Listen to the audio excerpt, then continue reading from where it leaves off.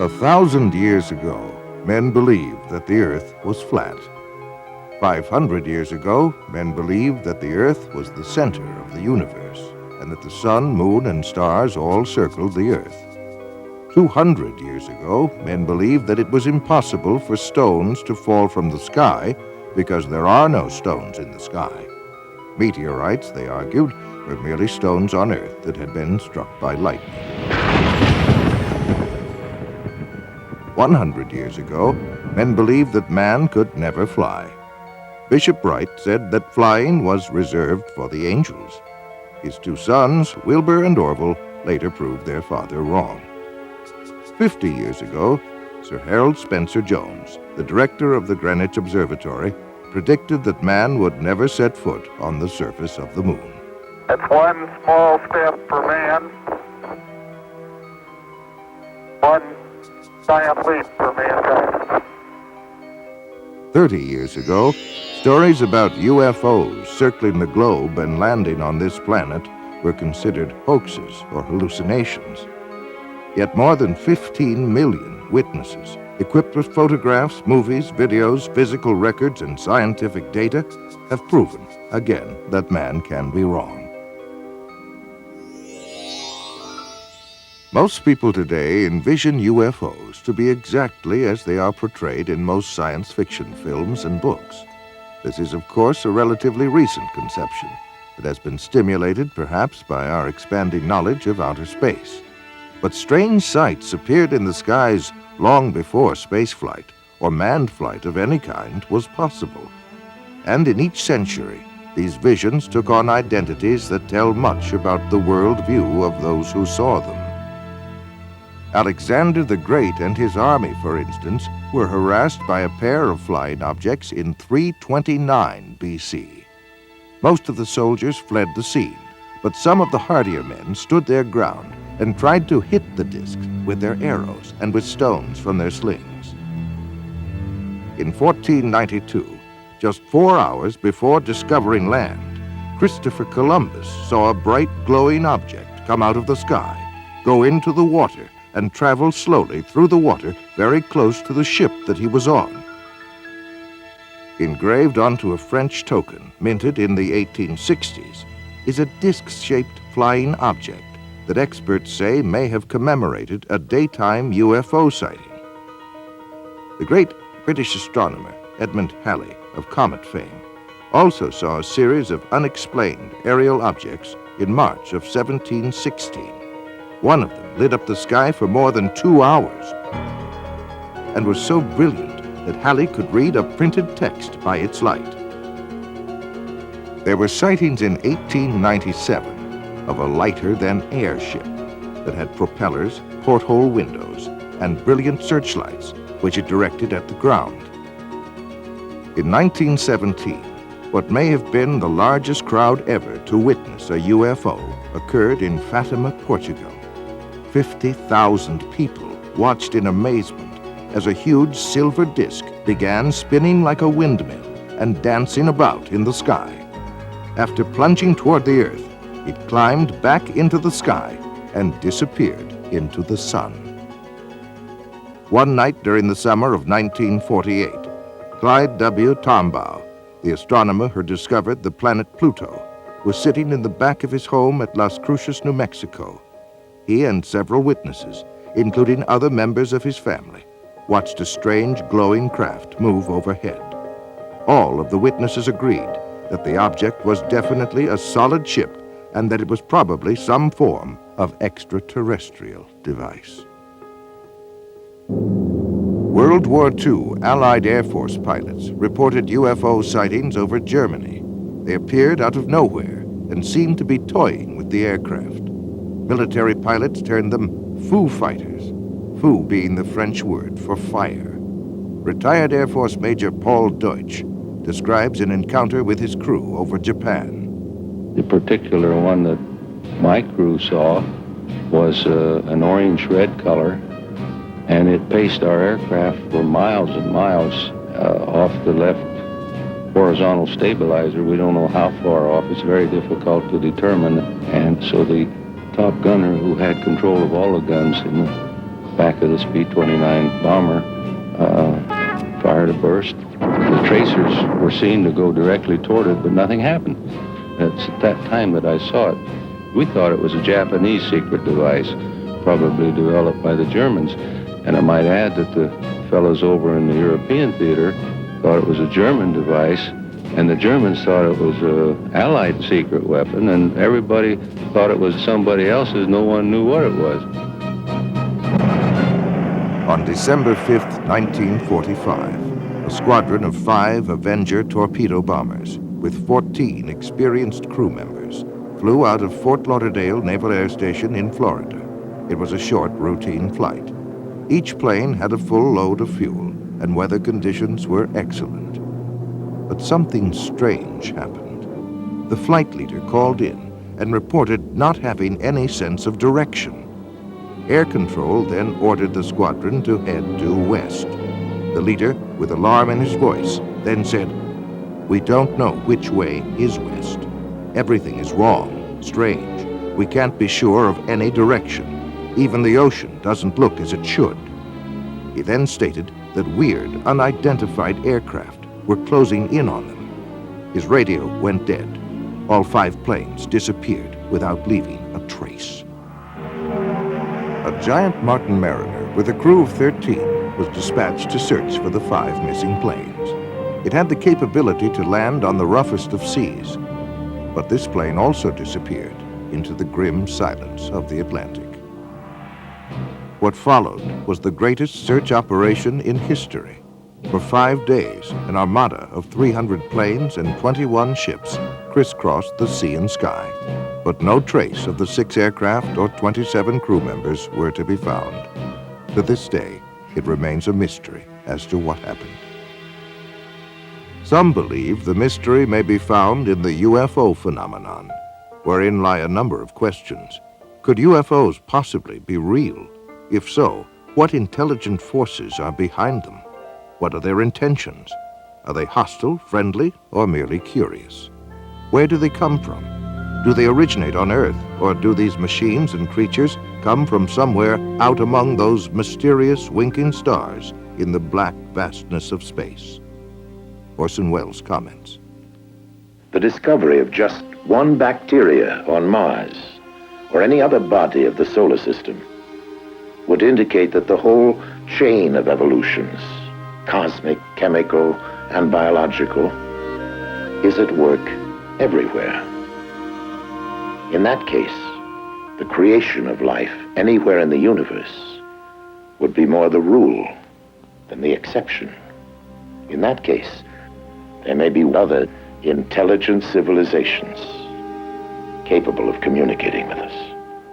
The dream of this so-called natural event began on October 12, 1992, when NASA's SETI program, Search for Extraterrestrial Intelligence, began a 10-year, $100 million project whose sole purpose is to seek the answer to a single question: is man alone in the universe? The centerpiece of the SETI program is the Arecibo radio telescope in Puerto Rico. Its 1,000-foot-wide antenna dish makes it the most powerful telescope in the world, with the effective power of 20 trillion watts. It is manned by more than 100 physicists, astronomers, computer programmers, and technicians who are staring at control panels in hopes of discovering radio waves that were created by intelligent beings. But why all of this special attention to the search of intelligent life beyond Earth? Some would argue that it is the byproduct of what has become known as the modern flying saucer era, which began on June 24, 1947. Kenneth Arnold, a 32-year-old Boise, Idaho businessman, was flying his single-engine plane over the Cascade Mountains of Washington. Arnold tells his story.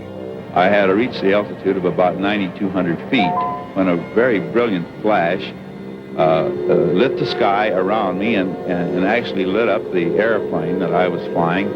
And I could see way off to the right, coming in the vicinity of Mount Baker, a whole chain-like string of aircraft coming at a tremendous speed. I could see plainly that They didn't have any tails.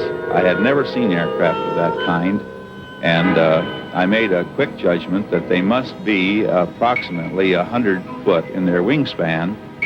And the first unit or first craft flew at a higher altitude than the last. And of course, this is completely reversed from our normal flight patterns. I had a good fix with Mount Adams, and I thought I'd try to clock their speed between Mount Rainier and Mount Adams. Arnold estimated the speed of the craft at an astounding 1,700 miles per hour, nearly 3 times faster than any jet he had ever heard of. He was asked by a reporter to describe the mysterious objects. You know, they would skip and sail and give off these flashes, and you take a saucer and you skip it across the water, and it's erratic. And this is how the name Flying Saucer was born. This was the day, June 24th, 1947, that marked the beginning of what is known as the modern flying saucer era. What followed would be thousands upon thousands of unidentified flying objects over North America as well as other parts of the world. It seemed to hover for a matter of maybe 1 or 2 seconds, and then was out of sight within 2 or 3 seconds, which was a lot faster than it had been traveling originally. We were using our red lights and our aircraft landing lights, which is a spotlight, and pointing them or directing them at the UFO. And it was reacting to it audibly on occasion, and it did make a movement towards the lights. As we turned the light off, then it would return to its original position and remain stationary again, but it was reactive to the lights. I judged it to be at least 150 feet across it. It was saucer-shaped with a high dome. It was very shiny underneath. It was a porcelain-type finish. And I was getting a tremendous shock all over my whole body. My hair was standing up, and I had electrical static feeling over my hair on my arms and my head. I thought it was doomsday. He was standing at the doorway screaming at me to get up. We got to get out of here. It's going to get us. And I looked out there, and it was pitch black when I first looked. And by now, he's got a hold of me, and he's shaking me, and he's screaming at me, which Bill doesn't scream. I mean, he's just hysterical is the way I can explain the way he was. And he keeps telling me, we've got to get the kids out of here. It's going to get us. And I didn't see anything. So I looked again, and all of a sudden, I saw this like a real bright light. And I still didn't know what I was looking at. I didn't know what had scared him. But after looking at the way he was and looking at what I saw, I knew I better listen to him. So I went down the hallway and grabbed my daughter. And I came back to the hallway and went out the front door, and he had grabbed our son by then. When he came back up the second time, I felt like death was at hand. I figured this was it. And as soon as it touched down, then the whole area just lit up. You couldn't see anything inside, but you could see the outline of the whole object. It was going through the sky. Not really, it didn't seem to be going really fast. After a while, it just started straight up in the air. They were about 4 feet 10. Had very large heads, no hair on their heads, no eyebrows, no whiskers or anything like that. They had very large eyes. The odor itself I smelled stronger when the beings were near me. And when they looked at me, we did not talk verbally like we're talking now. It was a telepathy type thing. A recent Gallup poll estimates that 1 out of every 2 Americans believe in the existence of UFOs. Over 15 million people have reported seeing UFOs, of which over 2,000 were encounters with landed UFOs and their occupants. UFOs have been fired upon by jet fighters and anti-aircraft missiles, but with no effect. They give off powerful electromagnetic charges, often causing the breakdown of engines and electrical circuitry. They evoke strange and fearful reactions in animals and frequently cause profound psychological disturbances in humans. They have the ability to materialize as if from nowhere, but more often vanish into thin air in the midst of a sighting. Both human eyes and radar instruments have observed unbelievable aerial maneuvers, such as 90-degree turns of several thousand miles per hour, and have been clocked at speeds up to 16,000 miles per hour. There can be no longer any doubt, even to the most ardent skeptic, that UFOs exist. The question is, where do they come from? If they come from another galaxy, then they would come from at least 2 million light years away. Even traveling at light speed, 186,000 miles per second, it would take 2 million years to get here. But suppose that UFOs come from some distant star in our own galaxy. If these space visitors were to travel 1 million miles a day, it would take 70,000 years to reach the Earth from the nearest star, Alpha Centauri, which is 25.5 trillion miles from Earth. Other stars are thousands of times further out in space. Conservative estimates indicate that a spaceship carrying 10 people and traveling 5 light years to and from a nearby star system at 70% of the speed of light would consume 500,000 times the amount of energy used in the United States in 1 year. But there are other complications of space travel. Space is not a vacuum, but contains cosmic gas, dust, and particles. Nobel Prize winner Professor Edward Purcell of Harvard points out that a space vehicle traveling at the speed of light would collide with this space material in the form of radiation and with the impact of several hundred atom smashers.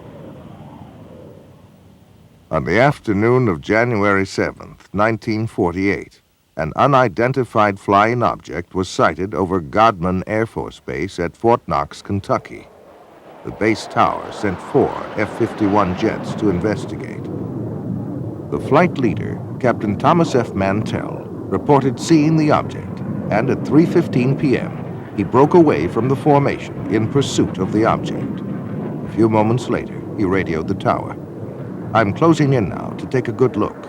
It's directly ahead and above, and still moving at about half my speed. The thing looks metallic and of tremendous size. I'm going up to 20,000 feet, and if I'm no closer, I'll abandon chase." Those were the last words that Captain Mantell ever spoke. Later in the day, his body was found in a nearby field, the wreckage of his plane scattered for half a mile around. There were many other sightings that year. In July 1948, it was reported from Strategic Air Command in San Antonio to FBI Director J. Edgar Hoover that an unidentified aircraft was seen by an Eastern Airlines pilot, co-pilot, and 1 or more passengers flying over Montgomery, Alabama. The aircraft was reported to be of an unconventional type, without wings, and resembled generally a rocket ship of the type depicted in comic strips. It was reported to have had windows, to have been larger than the Eastern Airlines plane, and to have been traveling at an estimated speed of 2,700 miles per hour. It narrowly missed a collision with the Eastern Airlines plane. And from an FBI memorandum dated March 14, 1949, comes this report. Flying discs are believed by the Air Force to be man-made missiles rather than some natural phenomenon, and that as much as 4 years ago, it was learned that some type of flying discs were being experimented upon by the Russians. It was further determined that most all of the flying discs seen by persons in the United States approached this country from a northerly direction and returned in the same direction, indicating a strong possibility that they are coming from Russia. On the evening of July 19, 1952, Senior Air Controller Harry G. Barnes at National Airport in Washington, D.C., picked up 7 slow-moving objects on his radar scope. He called Andrews Air Force Base and learned that they were seeing the identical blips on their radar. A pair of F-94 Air Force jets were soon searching the skies over Washington, where they found nothing. As soon as the jets departed, the blips reappeared on radar screens and remained there until daybreak. A week later, Harry Barnes picked up 10 more objects on radar. Andrews Air Force Base confirmed that the same unknown objects were on their radar scopes as well. Barnes called the Pentagon, and another pair of jets came howling over Washington. But now the UFOs remained visible on the screens, and one of the jet fighters reported a visual sighting of 4 lights. At one point, the pilot radioed that the lights were surrounding his plane. But soon the UFOs sped away and disappeared into the night. Later that morning, Harry Barnes made this statement, quote, "There is no other conclusion that I can reach but that for 6 hours on the morning of the 26th of July, there were at least 10 unidentifiable objects moving above Washington. They were not ordinary aircraft, nor, in my opinion, could any natural phenomena account for these spots on our radar," end quote. The Pentagon was inundated with questions from the press, and President Harry Truman asked Secretary of Defense Forrestal to find out what in the world, or out of it, was going on. On October 27, 1952, the FBI issued this memorandum. Air intelligence still feels flying saucers are optical illusions or atmospherical phenomena, but some military officials are seriously considering the possibility of interplanetary ships. Investigative journalist Frank Edwards, author of Flying Saucers, Serious Business, offers the following commentary. This is Frank Edwards reporting. How real are the flying saucers, officially called unidentified flying objects? On December 24th, 1959, the Inspector General of the Air Force notified all Air Base commanders that flying saucers are a serious problem. The government of the United States has issued orders advising the military how to recognize the UFOs, how to report them, and how to handle fragments of them. Slowly but surely, the nature and extent of this remarkable phenomenon has become public knowledge. By patiently piecing together these bits of evidence as they become available, by carefully weighing the guarded statements of scientists and military agencies involved in the study of unidentified flying objects, we shall see that they are indeed serious business. The variety of witnesses of UFOs is endless. They include military personnel from the Air Force, Navy, and Marine Corps, radar specialists, aeronautical engineers, airport traffic controllers, astronomers, FBI agents, state, county, and city police, pilots and crews from American, United, Eastern, Pan American, Northwest, Western, and TWA were also on the list of witnesses. Millions in the United Kingdom, France, Australia, South America, Mexico, and other nations around the world have seen UFOs. For 18 years, the late Dr. J. Allen Hynek headed up the Air Force investigation into UFOs called Project Blue Book and was acknowledged to be the world's foremost authority on UFOs. After amassing a computer bank of over 63,000 sightings, he states, "The UFO phenomenon is truly a phenomenon of our times. It is an extremely puzzling one and calls forth a wide spectrum of opinions. No matter what one may think about UFOs, no matter what one may believe about them, whether it is all nonsense or whether they represent something very, very real, 3 facts stand out, 3 facts which no one can deny. The first is that UFO reports exist. Secondly, that UFO reports come from all over the world. And the third is that many are made by highly responsible people, often scientifically trained. We scientists have no positive proof yet of the origin or even of the reality of these strange reported craft, but we do know that the reports themselves are very real. To find the answer to this magnificent scientific puzzle, the UFO phenomenon, we need to approach it with a truly open mind so we can explore all possible avenues of explanation." Among those who claimed to have seen UFOs was Senator Barry Goldwater, who said, quote, "Flying saucers, unidentifiable flying objects, or whatever you want to call them, are real," end quote. Astronaut Gordon Cooper said, quote, "I believe these extraterrestrial vehicles and their crews are visiting this planet from other planets and are obviously a lot more technically advanced than we are here on Earth," end quote. Prince Philip of England is a flying saucer fanatic. He meticulously charts all important saucer sightings on a gigantic wall map in his private study at Buckingham Palace. General Douglas MacArthur was the supreme commander of all Allied forces in the South Pacific during World War II. He believed in UFOs and even commissioned a report that was over 20,000 pages long. During one of his last speeches to the cadets at West Point, he said, "Gentlemen, the next war will not be an international war, but an intergalactic war." He assumed that not only were there UFOs from another planet, but that they were hostile. One fall evening in 1969, Georgia Governor Jimmy Carter was preparing for a speech in the little town of Leary when he spotted a bright object in the western sky. Carter describes his experience. There were about 20 of us standing outside of a little restaurant, I believe, a high school lunchroom, and a kind of a green light appeared in the western sky. This was right after sundown, and it got brighter and brighter, and then eventually it disappeared. It was didn't have any solid substance to it. It was just a very peculiar-looking light. None of us could understand what it was. Former President Ronald Reagan made statements concerning UFOs on 18 different occasions while in office. The following is an excerpt from one of his speeches.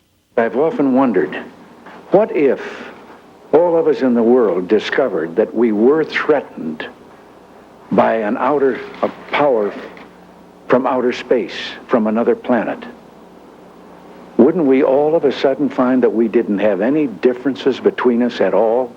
After leaving the White House, Reagan admitted to having seen a UFO while he was governor of California. He was aboard the governor's plane at the time. His wife, Nancy, as well as several other people, also saw it and described it as a green, glowing UFO.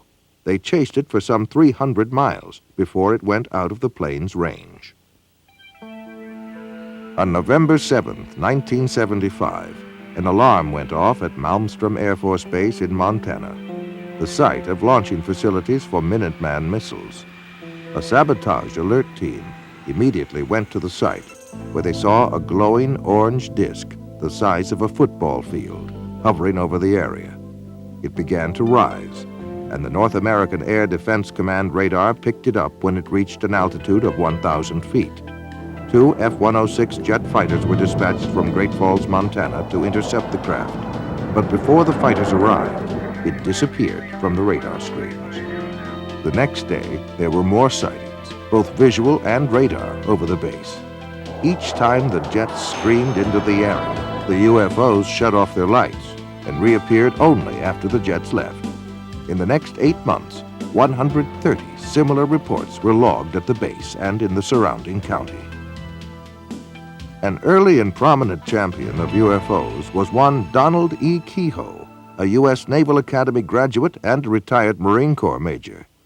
In the January 1950 issue of True magazine, he wrote a comprehensive article on UFOs. It caused an instant sensation and became one of the most widely read and discussed articles of the day.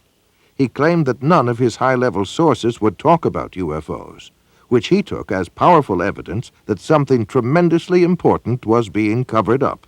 This is not an attack on the Air Force spokesman or the project spokesman. They are simply following orders to explain away all UFO sightings as quickly as possible when they become public and deny that UFOs really exist. We have not been hiding anything. The investigations have been made public. The explanations of those where there is a clear explanation have been made public. He later became director of the National Investigation Committee on Aerial Phenomena, where he questioned many governmental agencies about their possible involvement or knowledge of UFOs. The following is an excerpt of a letter from the FBI in answer to one of Major Kehoe's inquiries. In response to your letter of September 22, 1958, this Bureau does not have information on unidentified flying objects which can be released. This does not imply that this Bureau has information concerning unidentified flying objects which cannot be released. Possible communications with extraterrestrial vehicles from another planet, should the unidentified flying object prove to be an extraterrestrial, is not a function of the Federal Bureau of Investigation. Signed, John Edgar Hoover, Director of the FBI. There are 6 distinct categories of sightings. Close encounters of the first kind refers to a mere sighting of an unidentified flying object. Close encounters of the second kind includes both the sighting of a UFO as well as tangible proof of the craft having been there, such as marks on the ground, the scorching of grass, or the interference of electrical circuits. Close encounters of the third kind is the direct confrontation with a space being or entity sometimes called a humanoid. Close encounters of the fourth kind involved alleged abductions by UFOs, where people claim to be involuntarily taken on board a UFO, usually for experimental purposes.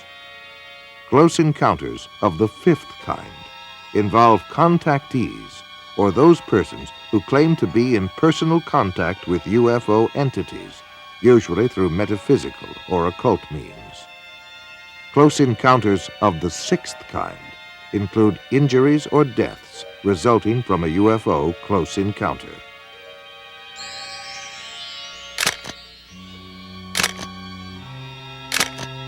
One of the greatest waves of UFO sightings in modern history came in 1965, with more than 500 cases reported during the summer months alone. One such case was near Ann Arbor, Michigan, where 50 people and 12 police officers in 3 counties reported having seen objects flashing across the pre-dawn skies. That evening, 87 female students at Hillsdale College near Ann Arbor watched an object flying around and flashing bright lights for a period of about 4 hours.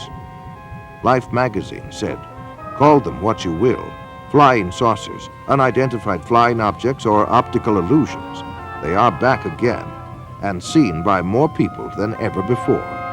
Last week, the manifestation seemed almost to have reached the proportions of an invasion. In Washington, House Minority Leader Gerald Ford called for a full-blown investigation. Thus, the first congressional hearings on UFOs began as a closed-door session on April 5, 1966. Their conclusion was that a major university be given the job of researching the UFO phenomena. The job was given to the University of Colorado, and Edward Condon, professor of physics, would serve as chairman of the group.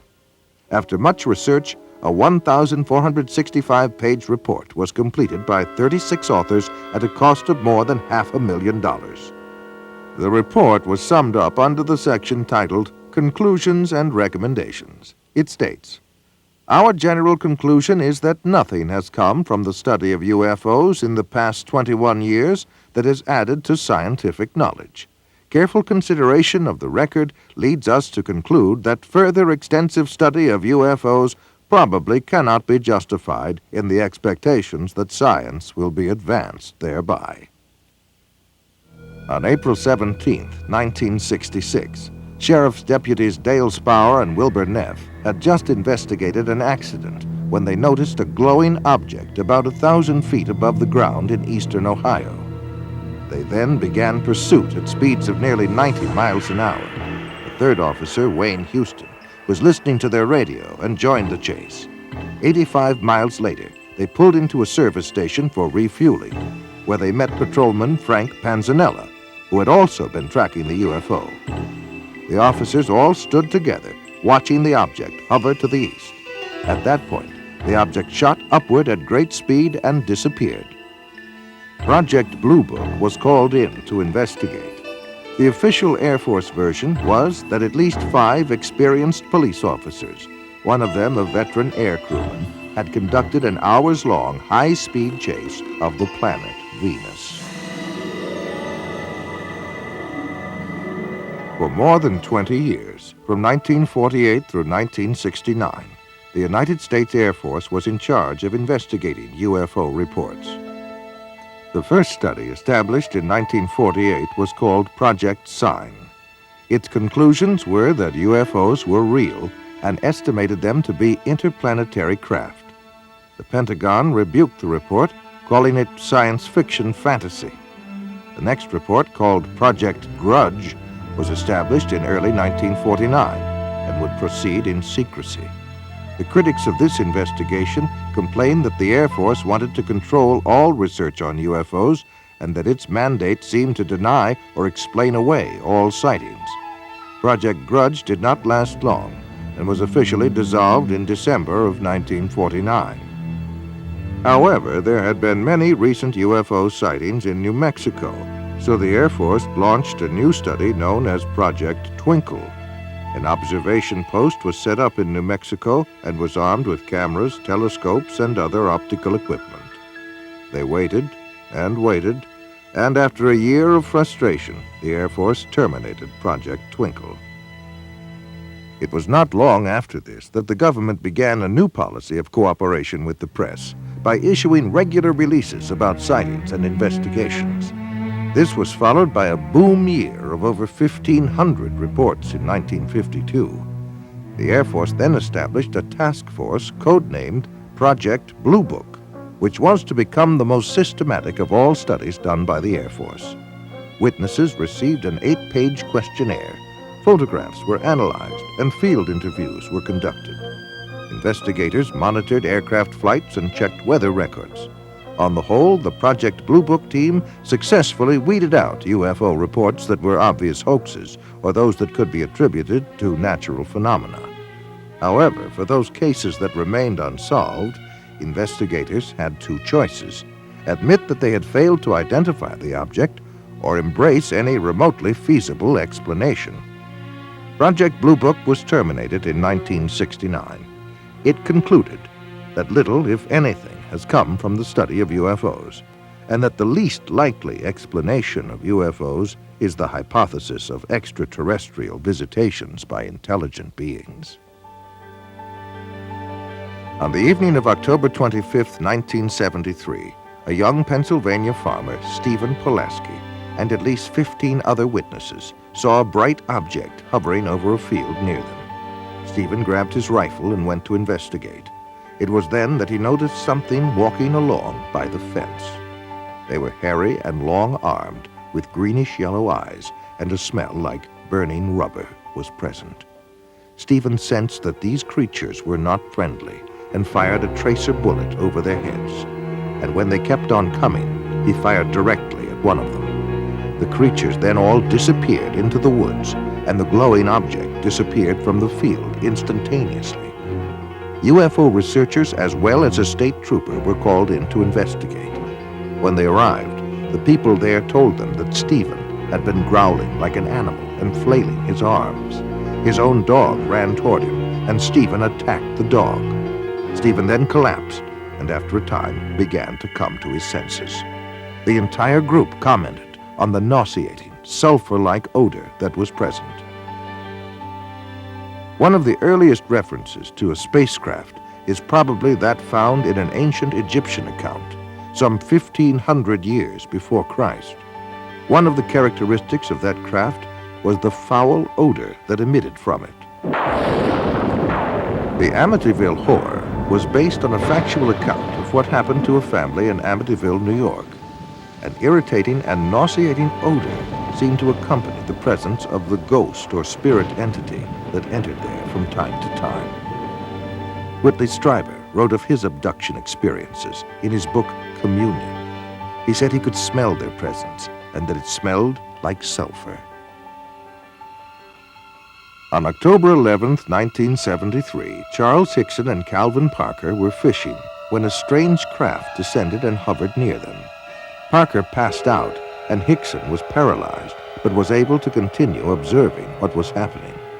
Two entities then emerged from the craft and picked Hickson up by his arms and carried him inside the ship, where he was thoroughly examined. He was then taken back to where they had been fishing on the riverbank. When the two fishermen went to the sheriff's office to report their story, they were interrogated and then left alone in a room with a hidden microphone. The recording of their conversation revealed that both men were quite frightened by their experience. The emotional trauma had been so great to Parker that after Hickson left the room, he began to pray. Ultimately, he suffered a nervous breakdown as a result of his experience.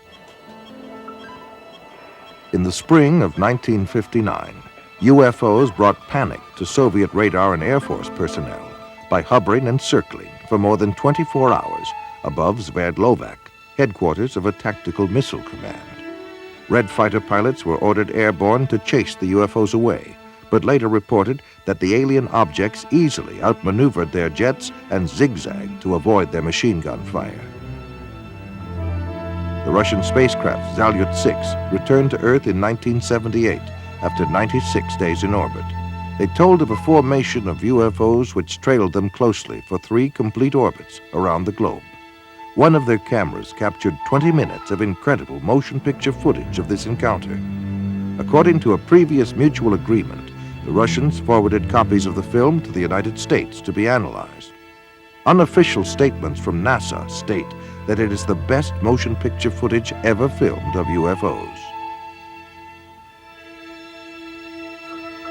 The foremost Russian authority on UFOs, Dr. Felix Zeigel, contends that UFOs may have frightened, harassed, and possibly even killed Russian cosmonauts on their missions.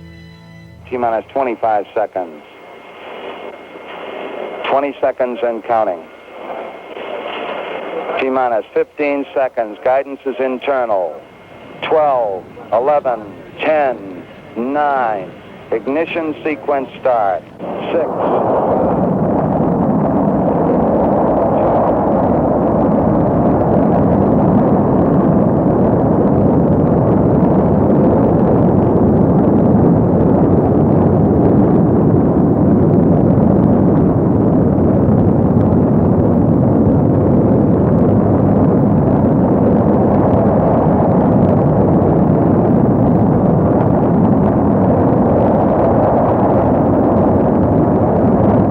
On at least 6 space missions, United States astronauts have encountered UFOs. Journalist Frank Edwards records the following incident.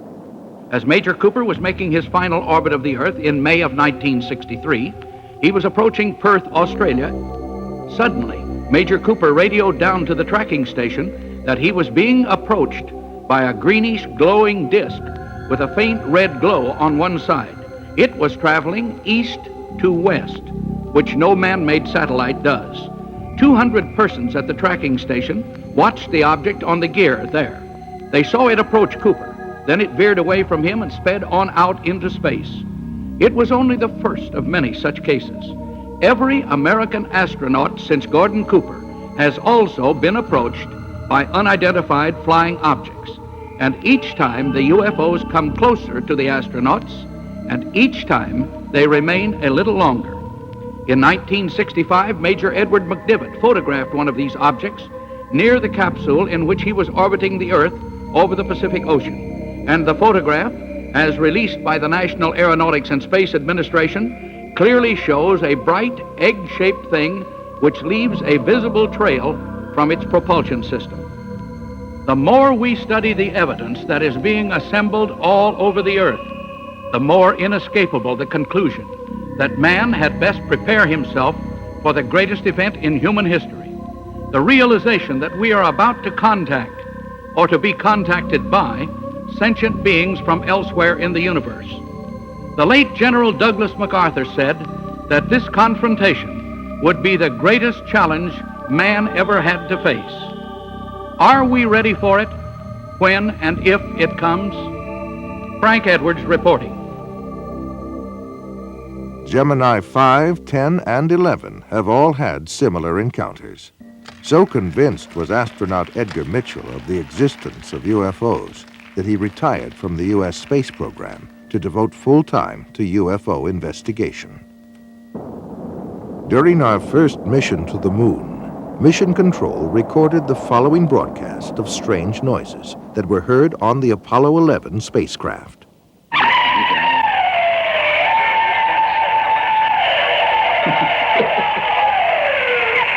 This is Apollo Control. Still no explanation.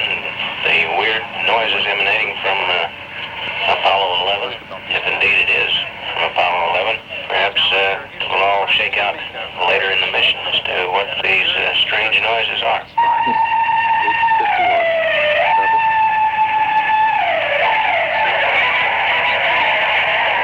NASA says UFOs UFOs have reportedly dogged the U.S. space program since the very beginning. UFO researchers claim that NASA's own logs show that virtually all of the early Gemini and Apollo missions encountered UFOs. NASA has explained most of these sightings as space debris or solar flares, but some of its own astronauts have disagreed. UFO sightings have been reported by James Lovell, James McDivitt, Wally Schirra, Deke Slayton, Gordon Cooper, and others. In March 1989, some strange transmissions occurred during a space flight. A Maryland ham radio operator picked up the voice of Discovery pilot Colonel John Blaha speaking on a secret NASA channel.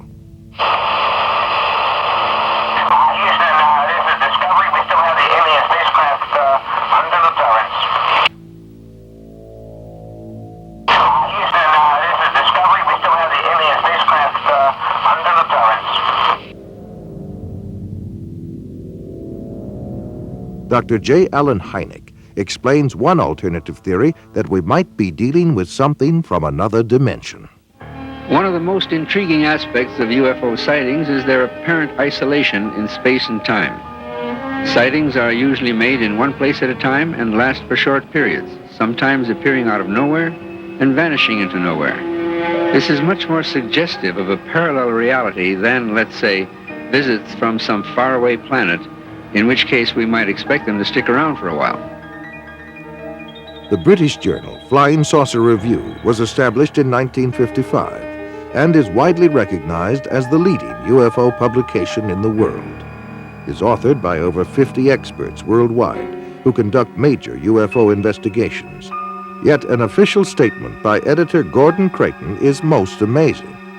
Quote, "There seems to be no evidence yet that any of these craft or beings originate from outer space." End quote.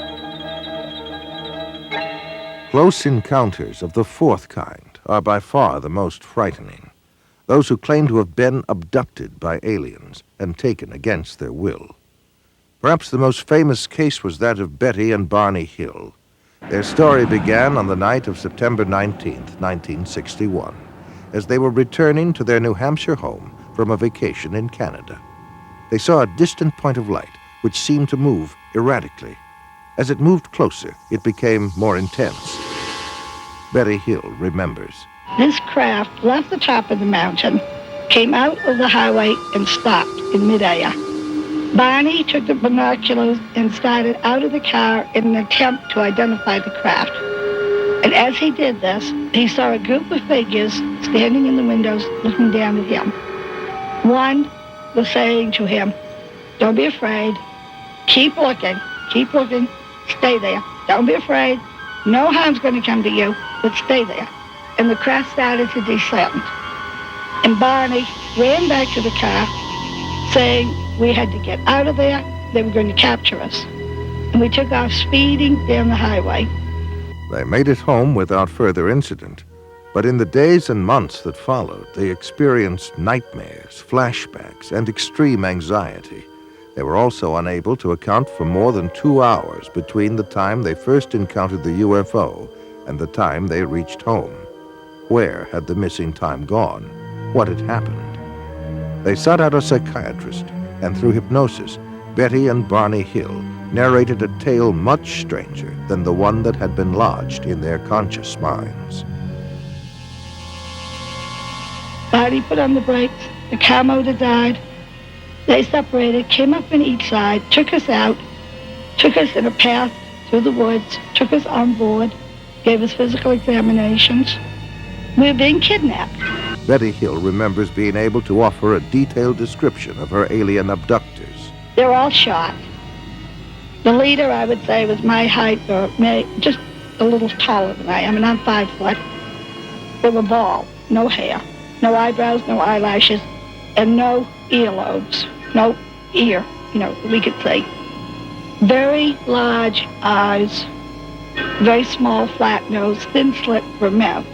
Betty Hill said that they were most interested in human sexuality and that they communicated through a form of telepathy that sounded like a voice loud and clear inside their heads. Bud Hopkins has written several books on UFOs, including Missing Time and Intruders. He is one of the foremost experts on abduction cases, otherwise known as close encounters of the fourth kind.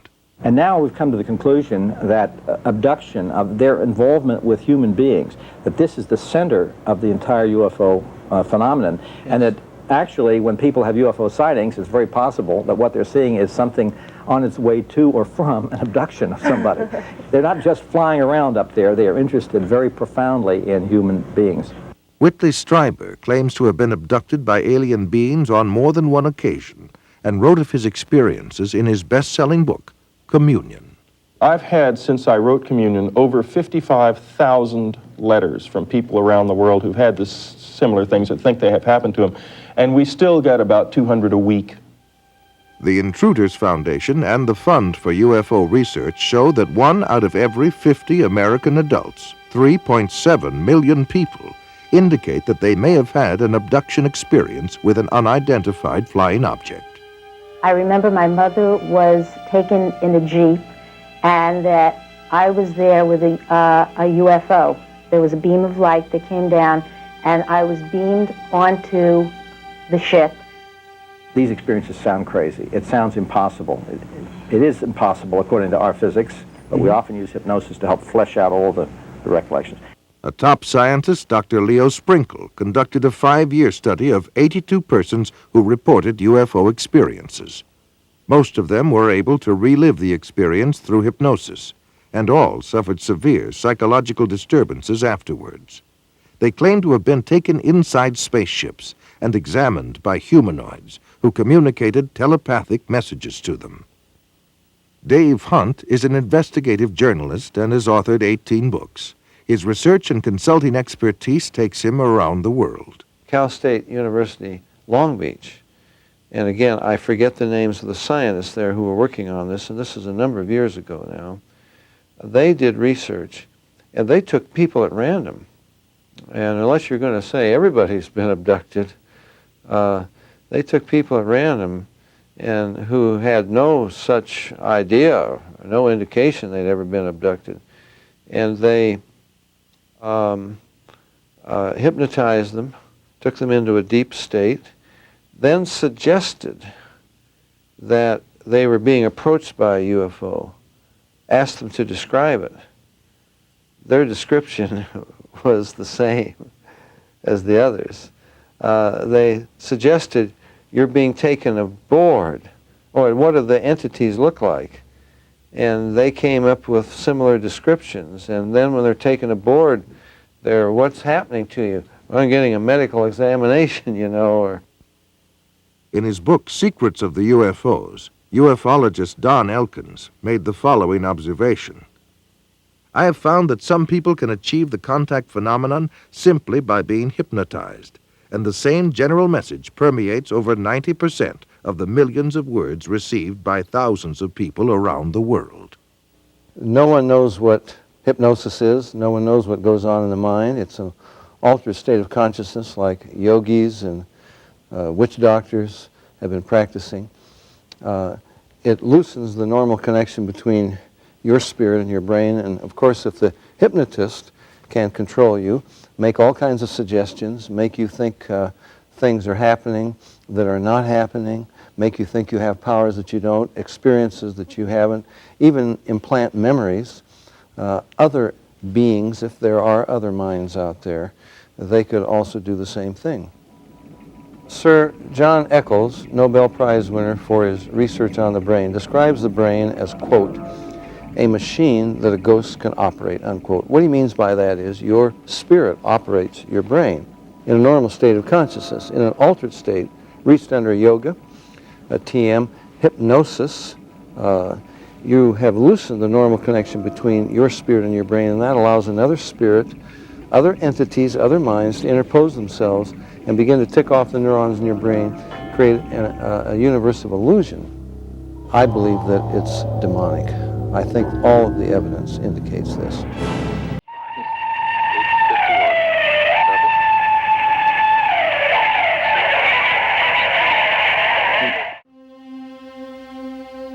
Some people claim that by allowing themselves to be put into an hypnotic trance, they are acting as a channeling device. in which the extraterrestrial being speaks through them. The following is an actual sampling of those messages. We come from the Interplanetary Confederation of Solar Systems, and our purpose is to aid our brother man on the planet Earth as the new age dawns. The teacher that was known to you as Jesus was able to use many more of the abilities than the people of this planet. Unfortunately, man upon planet Earth has misinterpreted the meaning of this man's life. He was no different from any of you.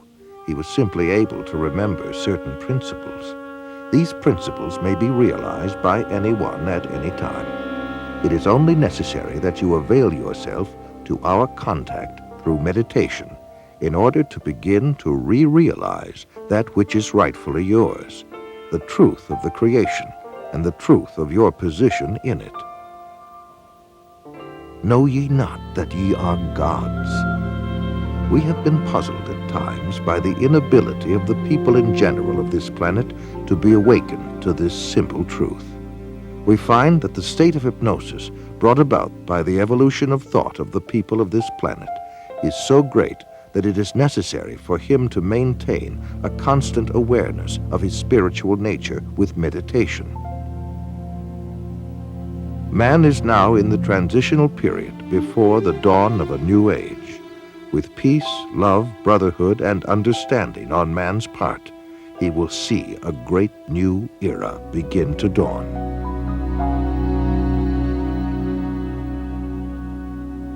In his book, Flying Saucer Pilgrimage, Bryant Reeves summarizes his findings in this statement. From our analysis, the teachings of the space beings appear to support many of the principles taught in Oriental philosophy by seers of the Far East. UFO researcher John Weldon then offers this question. How credible is it to think that literally thousands of genuine extraterrestrials would fly millions of light years simply to teach New Age philosophy, deny Christianity, and support the occult?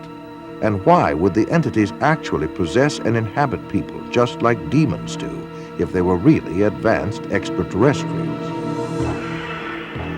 Dr. Pierre Guérin, an eminent scientist associated with the French National Council for Scientific Research, concludes that UFO behavior is more akin to magic than to physics as we know it, and that modern UFOnauts and the demons of past days are probably identical. The word demon in Greek comes from the root meaning knowledge or intelligence, implying that demons have access to knowledge and information denied to ordinary mortals. After what happened to me, the communion experiences, I decided that that might be a good idea to accept the idea of the devil just in case that's what I saw. If you look closely at the life of the world, you see the workings of evil in the world. There seems to be a sort of machinery behind it that is far beyond just the accident of human life. You can literally hypnotize a person, tell them that there's a cat in their lap, they will see it, they will hear it, purr, they will pet it and feel it. It's not physically there. You tell the cat to scratch them, and bring them out of it. There are scratch marks on their cheek. A non-physical object, under the right conditions, can leave physical evidence. I think it's demonic. It's a spiritual power of some kind for which there is no physical explanation. You can't explain it with the laws of chemistry and physics as we know it. John Keel is a world-renowned expert on UFOs and has written numerous books and articles on the subject. A self-described agnostic, he made this statement. Thousands of books have been written on the subject of demonology, which is the ancient and scholarly study of monsters and demons. The manifestations and occurrences described in this literature are identical to the UFO phenomenon. Victims of demonic possession suffer from the same medical and emotional symptoms as the UFO contactees. I would say I was assaulted by something from the unknown rather than possessed by it. I hope that I was never possessed by it, although there are those who might disagree with me. And I don't think it was something out of craziness. If it came out of my mind, it came out of a part of my mind that is universal to us all. In Close Encounters of the Third Kind, that first film that came out about UFOs, the house that the mother and little boy were living in, the toys began running around and screws unscrew them in the presence of UFOs. What the film was saying was the same people that run UFOs run haunted houses. And I would say that's absolutely true. In 1969, the United States Printing Office issued a 400-page publication entitled UFOs and Related Subjects, an Annotated Bibliography. The author was the senior bibliographer for the Library of Congress, Miss Lynn E. Cateau. During her research, she read over 1,000 articles, books, and other literature. She summarizes her findings in the preface of the bibliography. A large part of the available UFO literature is closely linked with mysticism and the metaphysical. It deals with subjects like mental telepathy, automatic writing, and invisible entities, as well as phenomenon like poltergeist manifestations and possession.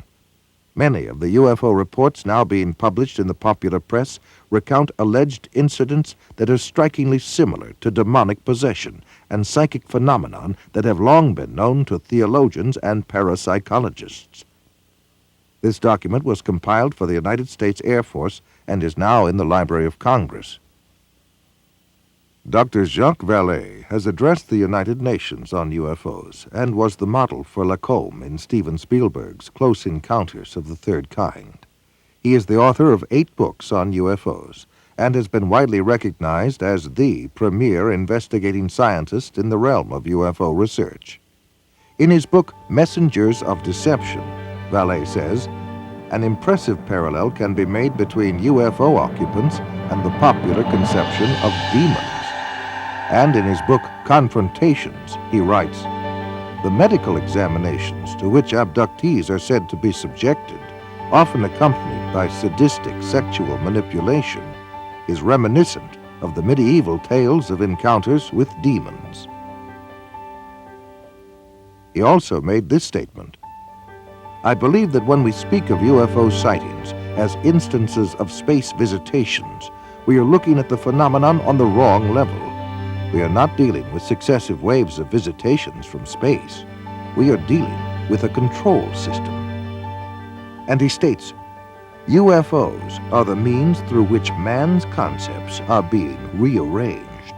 They are engaging in a worldwide enterprise of subliminal seduction. Jacques Vallée, at least at that time when he wrote that book, was an agnostic. Interesting that he comes to basically the same conclusions I do as a Christian from my research. And he said about UFOs, they're real, but they're not physical. They're messengers of deception. And this was based on his research of about 20 years. They seem to be psychologically preparing, setting us up for some ultimate delusion that is too horrible even to imagine as yet. I would agree with that. Dr. I.D.E. Thomas is one of a long line of Welsh preachers. He is currently the senior pastor at the First Baptist Church of Maywood, California, and has authored several books which have enjoyed wide circulation.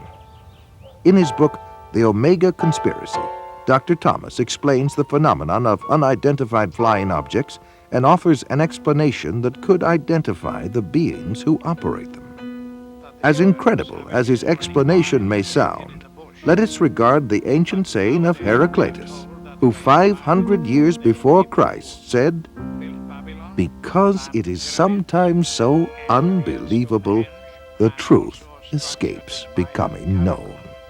The answer to all this and the clue to this cosmic riddle may be found in the ancient book of Genesis.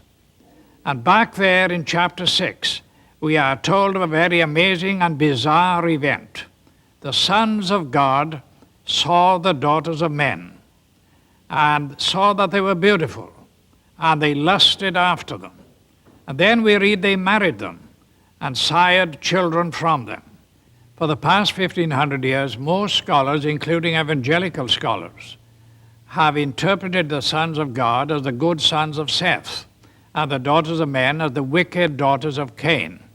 They've adopted that interpretation because the other one is so bizarre and outlandish.